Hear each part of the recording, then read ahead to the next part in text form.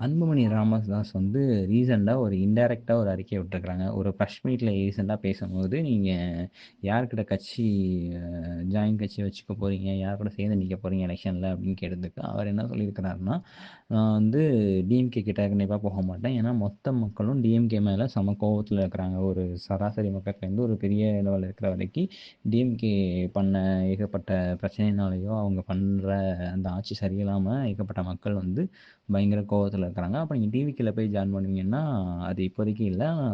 என்னங்கிறத நாங்க கொஞ்ச நாள்ல சொல்லுவோம்.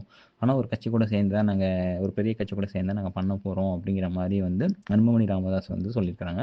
ஸோ இப்ப அன்புமணி ராமதாஸ் ஆல்ரெடி பிஜேபி கூட தான் சேர்ந்து இருந்திருக்காங்க. ஸோ இன்னொரு கட்சிகிட்ட போய் சேர போறோம் அப்படின்னா, டிஎம்கேக்கு அடுத்து பெருசா இருக்கிற கட்சினா இப்போதைக்கு டிவிகே தான். ஏன்னா ஏடிஎம்கே வந்து பார்த்தீங்கன்னா 3ஆ பிரிஞ்சு இருக்கிறதுனால அங்க கண்டிப்பா போகறதுக்கு வாய்ப்பு இல்ல.